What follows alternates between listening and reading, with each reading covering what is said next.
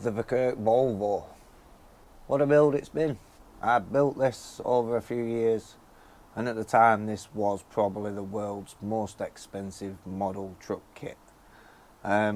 First come to light, and you could have got them cheap. I think they were doing them for like £300 on a pre-order, on a crowdfunding scheme that they had going for them, so they could try and get the funds in to produce the truck. Anyway, they got the truck into production, and unfortunately Verkerk ended up going bankrupt, and these kits are now no longer available, although you may get the odd one that someone might have that they're selling and stuff. If you've ever built a 124 Italeri truck kit, Italeri, however you pronounce it, then you'd be familiar with the build process on this. It's kind of the same format, if you will, of the four walls of the cab and how they come together and everything else. And the details on this are just absolutely another level, right down to all the scale bolts and everything else. Now, I've had my problems with this build throughout. The manual's been updated in places, and other places the manual should have been updated, and you kind of left to figure stuff like that out when it's a bit too late. But don't get me wrong, I've loved every moment of this build, apart from them little bits, I guess, where I've had my ups and downs with it. But no, it was all worth it in the end. And if I ever had the opportunity to build another one, would I do it? Yeah, I would. Because I'd take this build experience and everything I've learnt from this one and then incorporate that into the next build, and I'd do things completely different. Also with this, I was keeping it as a static model, so there is no electrics in there other than the servo motor that came with it. It is basically a model kit that can be converted. With all the gluing of parts and everything else that's gone into this build, there is a lot of glue, a lot of little bits that's been painted and stuff. And should I take it on a layout and someone lost control of the radio, or for whatever reason someone hit it, I think the survival rate of this truck is very, very slim compared to a complete solid Tamiya cab. So I decided to keep it as a static model for that reason. Now, one thing I do love about this is the detailed interior that it comes with. It is out of this world.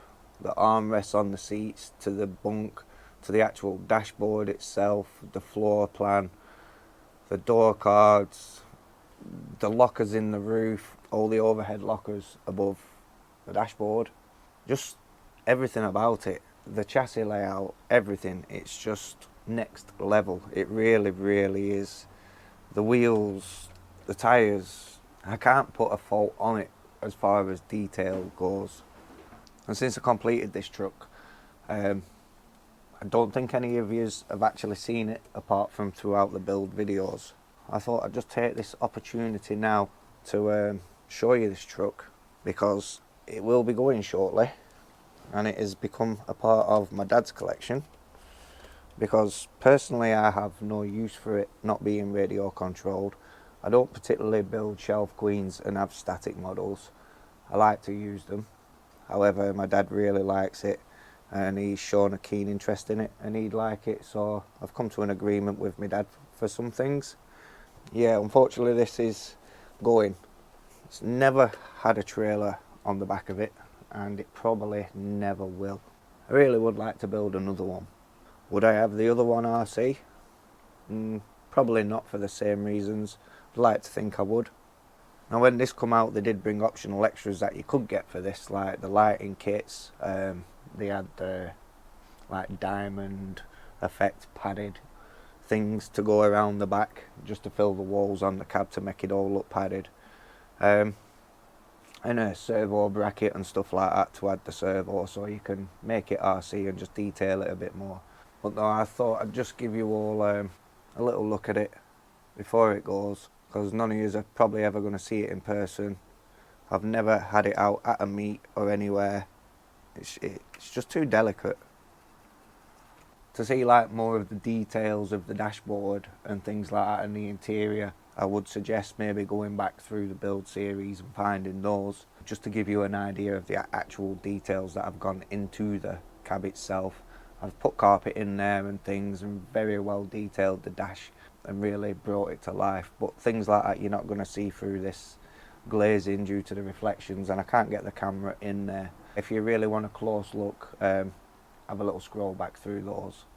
I mean, the glazing on this truck is fantastic. It's super clear, and the wheels are all metal behind the like plastic covers and stuff. It's just amazing.